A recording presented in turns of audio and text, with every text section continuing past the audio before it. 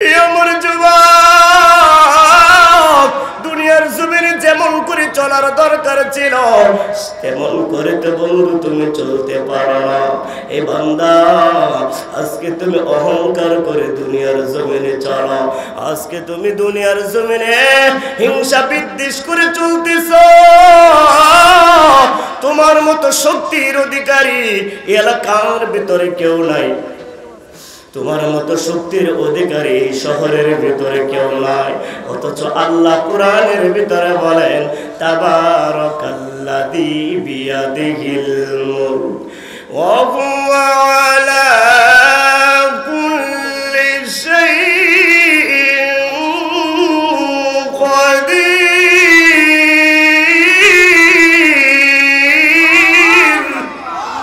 এ আমার শহরের যুবক, এমন একটা দিন আসবে যেদিন তুমি বুঝতে পারবে আমার মালিক সর্বশক্তির অধিকার, আমার মালিক উভয় জাহানের মালিক রে বান্দা। এই দুনিয়ার জমিনে 60 বছর বাঁচার জন্য তুমি কেমন করে চলতেছো এ গোলাম রে?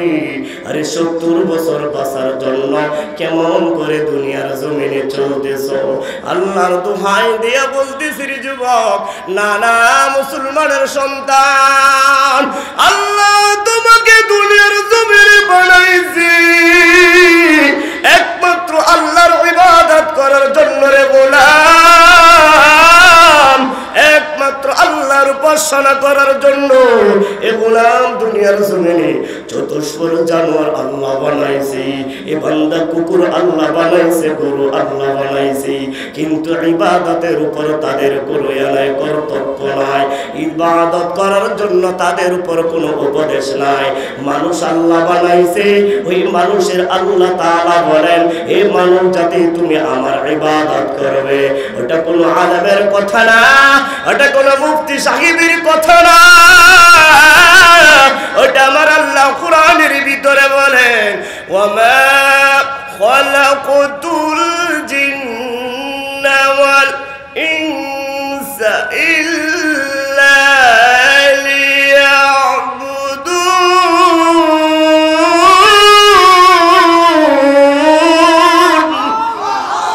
আমার আল্লাহ ডাক দেয়া বলে রে গোলাম, দুনিয়ার জমিনে আমি আল্লাহ তোমারে ভিন্ন কোনো কারণে দুনিয়ার জমিনে বানাই নাই, আমি আল্লাহ তোমাকে দুনিয়ার জমিনে বানাইছি একমাত্র ইবাদতের কারণে। এই বান্দা দুনিয়ার সব কিছু তুমি বুঝতে পারো, এ গোলাম তোমার চাকরি ঠিক মতো তুমি করতে পারো, এ গোলাম তোমার ব্যবসা বাণিজ্য তুমি ঠিক মতো করতে পারো, সব তোমার টাইম মেনটেন করে চলতেছ।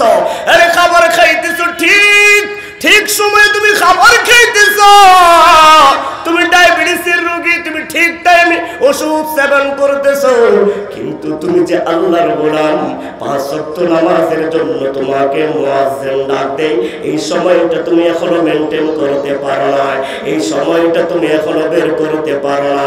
দুনিয়ার সব আঞ্জাম তোমার সময় মতো ঠিকভাবে তুমি আঞ্জাম দিতে পেরেছো, কিন্তু তুমি নামাজের সময় নামাজটা তুমি আঞ্জাম দিতে পারো না রে গোলাম। এ গোলাম মুসাফির করে আল্লাহ দুনিয়ার জমিনে বানাইছে, মুসাফিরের জিন্দেগি শেষ হয়ে যাবে, আল্লাহর কাঠ ধরায় দাঁড়া হয়ে যাবে। এই বান্দা যেদিন আল্লাহর সামনে দাঁড়াইবা কি জবানটা নিয়ে দাঁড়াইবা, যেদিন আল্লাহর সামনে দাঁড়াইবা কি আমলটা নিয়ে দাঁড়াইবা। এ ছাত্র যুবক, এ আমার শ্রদ্ধেয় ভাই, তোমরা শুনো রে, এই হায়াতের জিন্দেগির ভিতরে সবাই টুপিওয়ালা হতে পারে না, সবাই পাগড়িওয়ালা হতে পারে না, আরে সবাই কোরআনওয়ালা হতে পারে না, সবাই আল্লাহওয়ালা হতে পারে না, সবাই নবীওয়ালা হতে পারে না, সবাই নবীর সাথে প্রেম লাগাইতে পারে না। আমার ছাত্র তারা বলেন তোমরা ভালো করে শোনো, এই যে টুপিটা তুমি মাথায় দিছো রে ভাই, এই তোমাদের এই রামগঞ্জের শহরের ভিতরে এরকম বাচ্চা পোলাপানের অভাব নাই, কিন্তু দেখছো নি কাউকে সালাম দিতে, যখন টুপিটা মাথায় দিয়া তুমি আসতেছো সবাই তোমাকে সালাম দেওয়ার জন্য প্রস্তুত হয়ে গেছে, ওইটা তুমি ব্যক্তি কোনো স্বার্থ না, ওইটা টুপির জন্য আল্লাহ তোমাকে সম্মানটা দিয়েছে। এই পাগড়িটা যখন পরেছি বড় বড় মুরব্বীরা আমাদেরকে দাঁড়ায় সালাম দেয়, ওটা মনসুর আলম ফয়জির কোনো কৃতিত্ব না, ওটা আমার পাগড়ির কৃতিত্ব, ওটা আমার সুন্নতদারিতের কৃতিত্ব, ওটা নবীর আদর্শ কৃতিত্ব, এটা হচ্ছে আল্লাহর ইবাদত। এই যুবকগুলি, আমার সকলের বন্ধু, তোমরা ভালো করে শোনো, আল্লাহ তোমার দুনিয়ার জমিনে এমন একটা দৌলত দান করছে, হায়াত। এই হায়াতটা বন্ধু তোমার এত দামের বান্দা, এই হায়াত দিয়ে তুমি আল্লাহর ইবাদত করবে, এই হায়াত দিয়ে আল্লাহর কোরআন তেলাওয়াত করবে, এই হায়াত দিয়ে আল্লাহর জিকির করবে রে বান্দা। এটা মনসুর আলম ফয়জির কোনো কথা না, ওটা আমার আল্লাহ কোরআনের ভাষায় বলেন, আল্লাযী খালাকাল মাউতা ওয়াল হায়াতা লিয়াবলুয়াকুম আইয়ুকুম আহসানু আমালা ওয়া হুয়াল আজিজুল গফুর।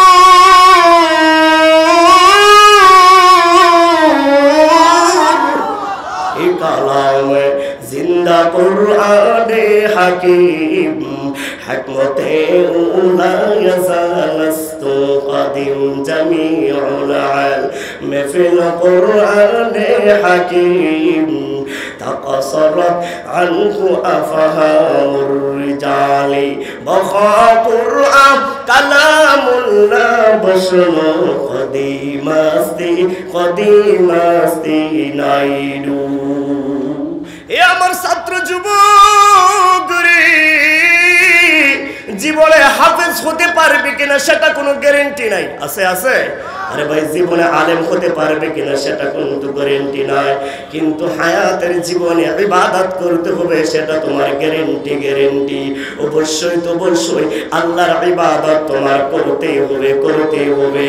এ গোলাম মুফতি সাহেব হওয়া ফরজ না, এ গোলাম হাফেজ সাহেব হওয়া ফরজ না রে ভাই, কিন্তু আল্লাহর গোলামি করা ফরজ, আল্লাহর ইবাদত করা ফরজ, আল্লাহর 5 ওয়াক্ত নামাজ ইবাদত করা তোমার উপর ফরজ, পর্দা করা তোমার উপর ফরজ। এত ছাত্র যুবক ভাই, তোমাদেরকে বলা যায় জীবনের হায়াতে যে টুপিটা পরেছ, যে কোরআনটা বুকের ভিতরে ধারণ করেছ, এই কোরআনটা সবাই গ্রহণ করতে পারে না। আরে আসমানি তো কোরআনটা গ্রহণ করে নাই, আরে জমিন তো কোরআনটা গ্রহণ করে নাই, সাগর পার্বত্য পাহাড় কেউ কোরআনটা গ্রহণ করে নাই। মাটির মানুষ আমরা এত দুর্বল। ওয়া খুলিকাল ইনসানু দাঈফা। হে যুবক ভাই, দুর্বল মানুষ হইয়া আল্লাহর মহাগ্রন্থ আল কোরআনকে আমরা গ্রহণ করেছি, আমার পয়গম্বর উপর রহমত কইরা এই মহাগ্রন্থ আল কোরআনটা দান করেছে রে বান্দা। এই আল কোরআন দিয়ে যারা জীবন গঠন করবে আল্লাহর সাথে সাক্ষাৎ পাবে, এই কোরআন দিয়ে যারা জীবন পরিচালনা করবে আল্লাহর দিদার লাভ করবে। দুনিয়ার জমিনে তুমি টাই পড়া ব্যক্তির অভাব নাই, দুনিয়ার জমিনে সার্টিফিকেট প্রাপ্ত লোকের অভাব নাই। তোমরা যাদেরকে মনে করতেছ ওই যে শহর বন্দরে দেখতেছ মানুষ, এত মানুষ দেখতেছ হাজার হাজার মানুষ শহরের ভিতরে, আল্লাহ বলে না না গোলাম, সবাই তো মানুষ না। তোমরা যাদেরকে মানুষ দেখতেছ আমি আল্লাহ সবাইকে মানুষ ভাবি না, আমি আল্লাহ তাদেরকে মানুষ ভাবি যারা আমার নামে জিকির করবে, আমার ইবাদত করবে, আমার উপাসনা করবে, আমার লিস্টির ভিতরে নাম আছে, আমি আল্লাহ তাদেরকে মানুষ হিসাবে গণ্য করব। या इलाही मुझसे मुझको दूर कर, ताकि देखो मुझ में तुझको एक नजर। या इलाही तो मेरा महबूब है, या इलाही तो मेरा माशूक है। हे আমার শুকরের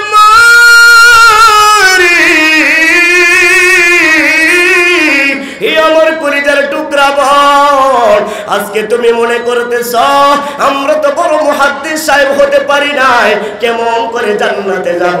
আমরা তো হাফেজা হতে পারে নাই, আলেমা হতে পারে নাই, আমরা তো বড় ইবাদতকারী হতে পারে নাই। হে মানলাম কোন বড় আলেম হতে পারো নাই, মুহাদ্দিস সাহেব হতে পারো নাই, কিন্তু দেখো চিন্তা করে আহমদ শফি রহমাতুল্লাহি আলাইহি তোমার মতো মায়ের গর্ভে জাত থেকে পেট থেকে দুনিয়ার জমিনে জন্মগ্রহণ করেছে।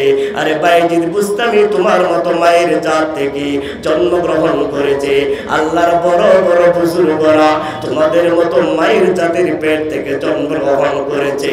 তোমার সন্তানটাকে যদি কোরআনের শিক্ষায় শিক্ষিত করতে পারো, তোমার ছেলেও বাইজিদ বুস্তামি গুবিরি, তোমার ছেলে ডক্টর মিজানুর রহমান আসগারি হবে, তোমার ছেলে আহমদ শফি রহমাতুল্লাহি আলাইহি হবে, তোমার সন্তান নিজামউদ্দিন আউলিয়া হবে। এ যুবকরি ও আমার কলিজার টুকরা মা, এত এক সন্তানদেরকে কোরআন শিখাইবা, আরে হাফেজের মা হতে পারবি, আরে সন্তানদেরকে আলেম বানাইবা, আলেমের মা হতে পারবি। এটা দুনিয়া দুনিয়া, ওটা কোনো জান্নাতের ময়দান না। এই দুনিয়ার জমিনে আমলের সার্টিফিকেট অবশ্যই দুনিয়ার জমিনে তোমাকে বানাইয়া ওই অন্ধকার কবরে যেতে হবে। এটা কেন জানো? আমার আল্লাহ বলেন লিয়াবলুয়াকুম আইয়ুকুম আহসানু আমালা। প্রতিযোগিতা করতেছো, পাশের বাড়ির বিল্ডিং এর সন্তানটা ডাক্তার হইছে, আমার সন্তানটাকে ইঞ্জিনিয়ার বানাইবো। প্রতিযোগিতা করতেছ, অমুকের সন্তানটা ব্যাংকে চাকরি করে, আমার সন্তানটাকে এনজিওতে চাকরি করাবো। আরে প্রতিযোগিতা করতেছ বড় বড় ফ্যাক্টরির মালিক হওয়ার জন্য, আরে প্রতিযোগিতা করতেছ বড় বড় দোকানপাটের মালিক হওয়ার জন্য, কিন্তু না না, আমল দিয়া প্রতিযোগিতা করবি। গভীর রজনীতে তাহাজ্জুদের নামাজ পড়বে, আরে কোরআন তেলাওয়াত করবি। এ গোলাম, আল্লাহ তোমার সেই মার্কেটের প্রতিযোগিতার লিস্টে করবে না, আল্লাহ তোমার রোজার লিস্টটা করবে, আল্লাহ তোমার গভীর রজনীতে তাহাজ্জুদের লিস্টটা করবে। এ বন্ধু তুমি জানো দুনিয়ার জমিনে 4টা রকমের জিনিসের জন্য আল্লাহ এখনো পর্যন্ত দুনিয়াটা ধ্বংস করে নাই। না হয় যেই পরিমাণ জুলুম অত্যাচার, যেই পরিমাণ নির্যাতিত, যেই পরিমাণ গুনার হার বেড়েছে, আল্লাহ কখন জানি দুনিয়াটা ধ্বংস করে দিত। কিন্তু আল্লাহ এখনো পর্যন্ত 4 শ্রেণীর ব্যক্তির জন্য 4টা কারণে আল্লাহ এখনো দুনিয়া ধ্বংস করে না।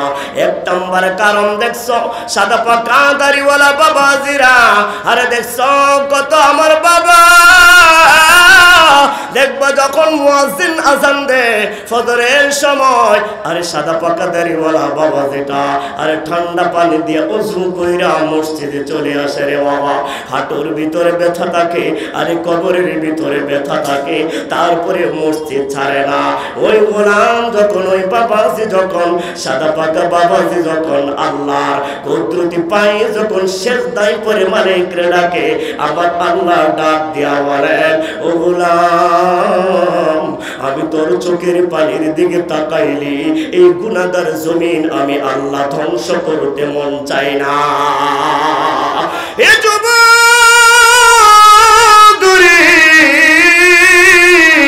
এই দুনিয়ার জমিনে যুবকের অভাব নাই। কত যুবক দেখবা নিশার আড্ডা কানায় পড়ে আছে, কত যুবক দেখবা মদের আড্ডা কানায় পড়ে আছে, কত যুবক রাস্তার মোড়ে মোড়ে গেমস খেলা নিয়ে আড্ডা মাইরা পড়ে আছে। রাতের 11টা বাজে মাহফিল করে যায়, রাতের 12টা 1টা বাজে মাহফিল করে যায়। ব্রিজের উপরে রাস্তার মোড়ে মোড়ে আমার মুসলমান সন্তান যুবক ভাইরা গেমস খেলা নিয়ে ব্যস্ত থাকে। এই আমার যুবক না না, আল্লাহর কাছে কি জবাব দিবি রে সেই রাত্রে আধারের সময়টা? আল্লাহর গোলাম চিন্তা করে দেখো, আমার আল্লাহ ডাক দিয়ে বলেন জমিনে এমন কিছু যুবক আছে, এমন কিছু যুবক আছে যারা আল্লাহর কুদরতি পায় সাজদায় পড়ে কান্না করে। এমন কিছু যুবক আছে নবীর আদর্শ পালন করে, এমন কিছু যুবক আছে হায়াতের দাম দেয়, এমন কিছু যুবক আছে আল্লাহর গোলামি করে, এমন কিছু যুবক আছে রাতের গভীর তাহাজ্জুদের নামাজ পড়ে জাহান্নামের ভয়ে কান্না করে।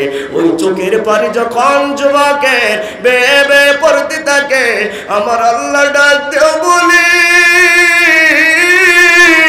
এই দুনিয়ার মানুষ রে, কবে আমি দুনিয়া ধ্বংস করে দিতাম, কিন্তু ওই যে দেখছ ওই যুবকটা যখন আমার কুদরতি পায়ে সাজদায় পড়ে কান্না করে, ওই যুবকটা যখন হাত উঠাইয়া যখন বলে রব্বানা যালামনা আনফুসানা ওয়া ইল্লাম তাগফির লানা ওয়া তারহামনা লানাকুনান্না মিনাল খাসিরিন।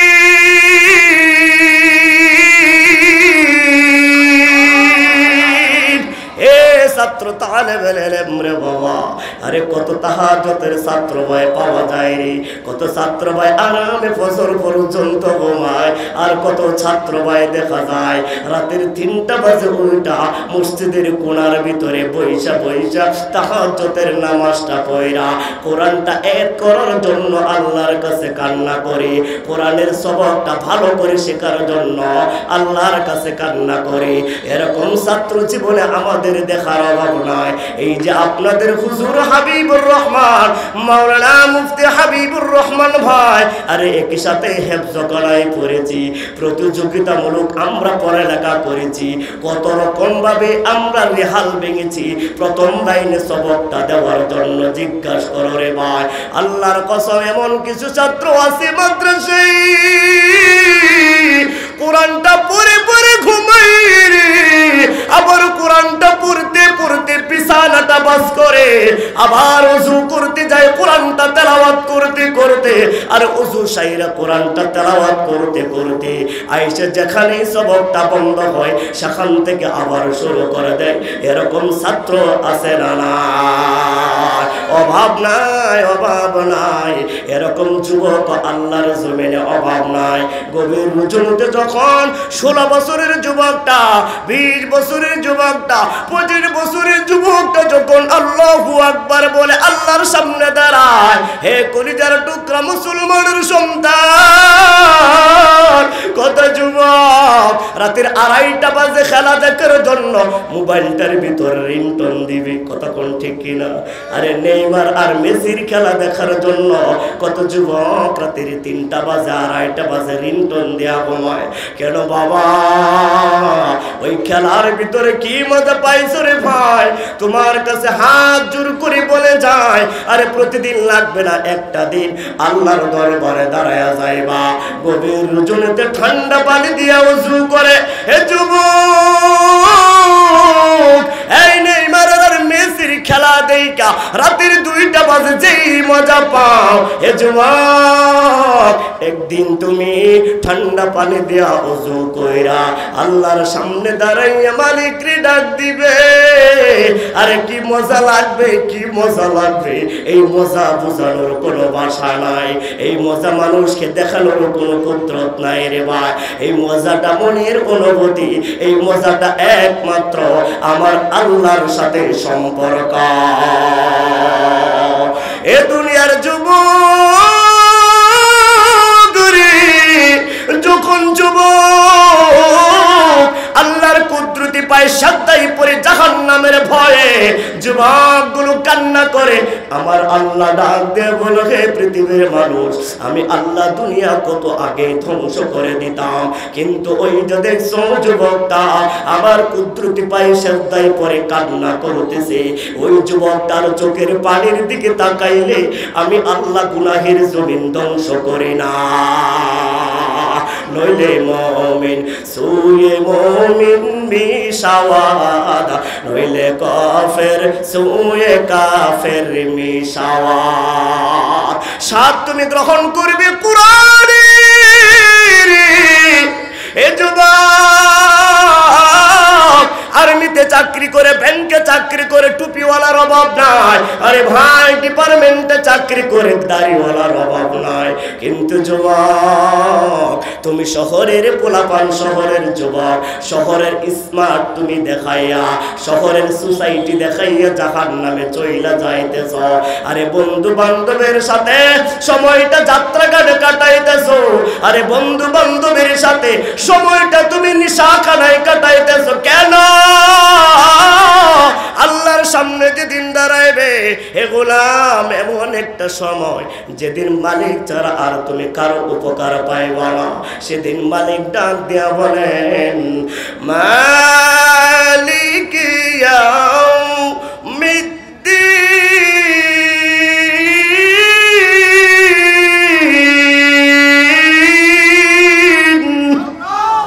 আমার আল্লাহ ডাক দেয়া বলবেন, সেদিন আমি বিচার দিনের মালিক থাকবো। হে যুবক, গুনাহ করো তারপরেও আল্লাহর কাছে ক্ষমা চাও না রে যুবক, অথচ আল্লাহ সব শক্তির অধিকার তুমি কিন্তু এখনো চিন্তা করতে পারো না। এ যুবক, আল্লাহ একদিন ডাক দিবে, সেদিন আর কেউ আল্লাহর সামনে থাকবে না। আল্লাহ ডাকবে, লিমানিল মুলকুল লিল্লাহিল ওয়াহিদিল কাহার। সেদিন আল্লাহ ডাক দিবে, তোমার মতো শক্তির অধিকারী যুবকদেরকে আল্লাহ ডাকবে। না না গোলাম, কেউ আল্লাহর সামনে দাঁড়ানোর মতো থাকবে না।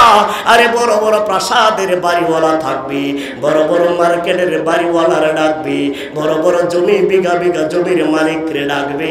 সেদিন আল্লাহর সামনে কেউ থাকবে না। কারণটা কি জানুনি? সেদিন সবাই এমন একটা স্বাদ গ্রহণ করেছে যে স্বাদের উপরে আর জমিনের ভিতরে কেউ নাই। সেদিন আল্লাহ বলবে, আমি বলেছিলাম তাবারাকাল্লাযী বিয়াদিহিল মুলক ওয়া হুয়া আলা কুল্লি শাইইন কাদির। সেদিন আল্লাহ বলবে, গোলাম রে, আমি আল্লাহ তোমাদেরকে দুনিয়ার জমিনে আলেম দিয়ে জানাইছি, তোমরা সেদিন বুঝো নাই রে গোলাম।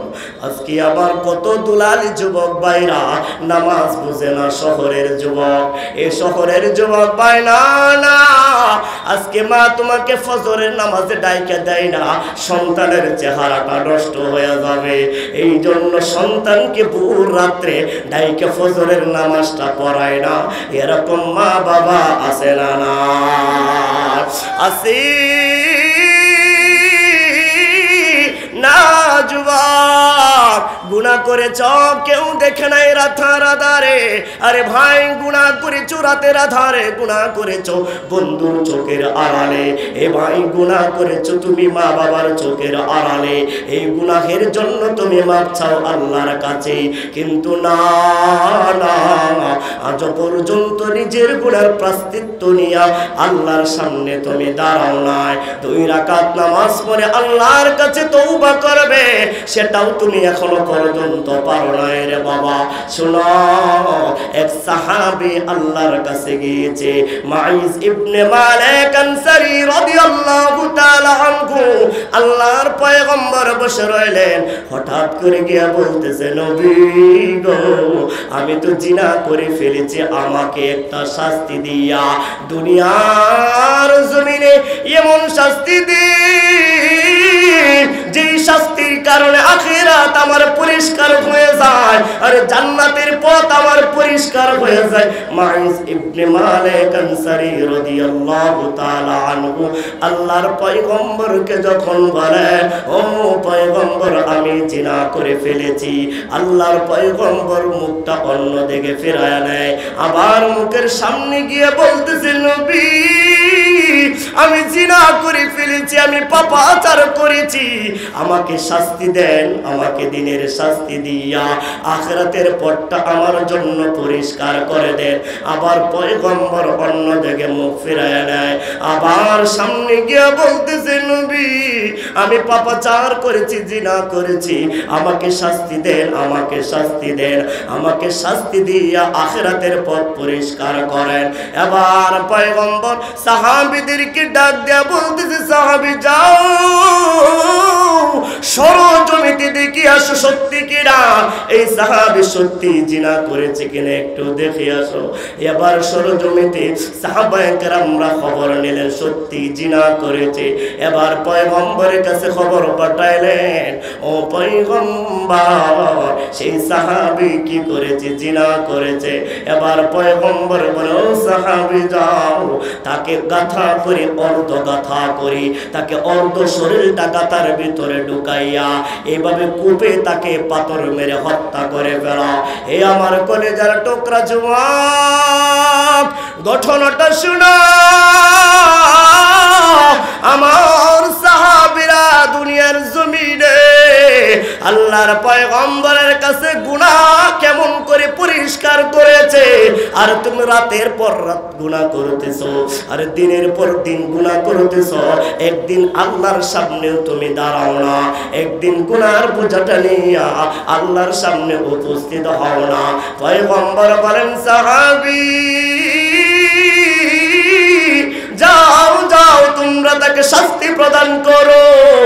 এবার সব সাহাবী মিলে ওই যে মাইজ ইবনে মালিক আনসারী রাদিয়াল্লাহু তাআলা আনহুকে অর্ধ গাতা করে শরীরটা রাইখা পাথর দিয়া নিক্ষেপ করতেছে। জমিনটা রক্তে লাল হয়ে গেছে। শেষবারের মতো এক সাহাবী তাকে যখন পাথর মারলেন, ওই পাথরের আঘাতে ওই আনসারী সাহাবীর শরীর মুবারক থেকে রক্ত চিপ দিয়ে তার শরীরের ভিতরে পয়রা যায়। আর সাথে সাথে সাহাবী নিজের ঘৃণিত ভেবে মনে মনে বলতেছে, এত বড় ঘৃণিত পাপাচারের রক্ত আমার শরীরে লাইগা গেছে, আমার মনে হয় দুর্ভাগ্য। এই কথা যখন বললেন, সাথে সাথে আল্লাহর পয়গম্বর ডাক দেয়া বলে, ও সাহাবী কাকে তুমি পাপাচার ভাবো? কাকে তুমি অন্যায় বিচারকারী ভাবো? ও সাহাবী তুমি কি একবার ভাবো নাই ওই মাইজ ইবনে মালিক আনসারী তার দুনিয়ার গুনাহ মোচন করে জান্নাতের পথ পরিষ্কার করার জন্য নিজের গুনাহ আমার সামনে আত্মসমর্পণ করেছে। দুনিয়ার সব শাস্তি আল্লাহর বিধান সে মেনে নিয়েছে। ও সাহাবী জেনে রাখো, যখন তোমরা পাথর মারতেছো থাকি সে এমন ভাবে তওবা করতেছে, এমন ভাবে তওবা করতেছি জাহান্নামের ভয়ে। না জানি পাথরের আঘাতে যদি মারা যায়, আমার তওবা যদি আল্লাহ কবুল না করে, আমি কেমন করে জান্নাতে যাব? আমি কেমন করে আল্লাহর সামনে দাঁড়াইব? এইভাবে কান্না করতেছে, তওবা করতেছে। ও সাহাবী জানো এমন ভাবে তওবা করেছে, এই তওবাটা আল্লাহর কাছে এত পরিমাণ ভালো লেগেছে। ওই মালিক ইবনে আনসারীর সাহাবীর সারাটা তওবা যদি দুনিয়ার প্রত্যেকটা মানুষের উপর ভাগ করে ছেড়ে দেয়, আল্লাহ সাথে সাথে সমস্ত মানুষের গুনাহ মাফ করে দিত। এ যুবক নারা, এই জন্য 2 নম্বর কারণ বললাম, যুবক যখন আল্লাহর কুদরতি পায়ে সাজদায় পড়ে কান্না করে, তখন সেই চোখের পানির দিকে তাকাইলে আল্লাহ গুনাহগার জমিন ধ্বংস করে না। এ যুবক দেখবা আমাদের বাড়িতে ছোট ছোট ছোট মানুষ আছে, 3 বছরের 2 বছরের 6 মাসের ছোট মানুষ আছে। ওই ছোট বাচ্চাগুলো যখন আকাশের দিকে তাকাইয়া আল্লাহর দিকে তাকাইয়া হাসি করে খেলা করে, আরে আমার আল্লাহ ডাক দেয়া বলে, অপরাধ করেছে তার মা, অপরাধ করেছে তার ভাই, অপরাধ করেছে তার পিতা। আমি তো সেই শিশু বাচ্চার হাসির দিকে তাকাইলে আমি চাই না তার বাবার কারণে আমি তাকে ধ্বংস করে দেই, আমি চাই না তার মার অপরাধের কারণে আমি তার উপর আযাব দেই। আমি আল্লাহ যখন ছোট্ট শিশুর হাসির দিকে তাকাই, ওই হাসির দিকে তাকাইলি আমি আল্লাহ তখন এই দুনিয়ার জমিন ধ্বংস করে না। 4 নম্বর কারণ রে, এ যুবক, হে মুসলমানের সন্তান, সকালবেলা ফজরের আজান হয়, মুয়াজ্জিন আসসালাতু খায়রুম মিনান নাওম বলে ডাক দেয়, কিন্তু তখন এই গোয়ালের গরু যারা গ্রামে থাকে রে ভাই, গোয়ালের গরুগুলো সজাগ হয়ে যা, আরে ঘরের দরজার সামনে কুকুরটা সজাগ হয়ে যা, হাঁস মুরগিগুলো সজাগ হয়ে যা, গাছের পাখিগুলো সজাগ হয়ে যা। ডাক দেয়া বলে, ও মালিক, সারাদিন যেন আমার চোখের সামনে একটা বেনমাজি যেন না পড়ে বাবা। এই কুকুরে আল্লাহর কাছে এই দোয়া করি, অথচ তুমি বাবা তুমি মসজিদে যাও, 25 বছরের সন্তানটারে নিয়ে যাইতে পারো না। তুমি বাবা মসজিদে যাও, 15-16 বছরের সন্তানটাকে মসজিদে নিতে পারো না। মসজিদটা কত সুন্দর করে বানাইছ, আরে মুসলমান দাবি করে সমাজে বহু দাম, কিন্তু সন্তান এক ওয়াক্ত নামাজ পড়ে না, এরকম যুবক আছে না? আরে গাছের পাখিগুলো যখন কিচির মিচির করে ডাকে, তখন আমার আল্লাহ ডাক দেয়া বলে, মানুষের পাপাচারের কারণে, মানুষের অপরাধের কারণে আমি আল্লাহ যখন দেখি আমার পাখিগুলো আমার নামে জিকির করা শুরু করে, তখন তাদের জিকিরের দিকে তাকাইলি আমি আল্লাহ তখন দুনিয়ার জমিন ধ্বংস করতে চাই না। এই জন্য যুবক, আল্লাহর কুদরতি সব আল্লাহর কুদরতি ভাই, উভয় জাগানের মালিক আমার আল্লাহ, শক্তির অধিকারী আমার আল্লাহ। তোমার কিছু নাই, তোমার কিছু নাই, একমাত্র আমলনামাটা নিয়া আমরা কবরে যাব, এরকম কে কে আছে? 2 হাত উত্তোলন করে দেখা। লিল্লাহি তাকবীর। আল্লাহ পাক আমাদের সকলকে এই কোরআন হাদিসের আলোকে যে কথাগুলো বলেছি, বিশেষ করে আমি এই অঞ্চলের যুবক ভাইদেরকে বলবো, আপনাদের পাশে কত সুন্দর মসজিদ আছে, অথচ মসজিদে ফজরের সময় আমি মানুষ খুঁজে পাই না। কথা কোন ঠিক কিনা? সবাই যদি শহর থেকে, বন্দর থেকে, গ্রাম থেকে সকলে যদি নামাজ উপস্থিত হইতো, তাহলে আর মসজিদ খালি থাকতো না। কথা কোন ঠিক কিনা? আল্লাহ পাক রব্বুল আলামিন আমাদেরকে এই কোরআন হাদিসের উপরে চলার জন্য তৌফিক দান করে, সকলে বলে আমিন।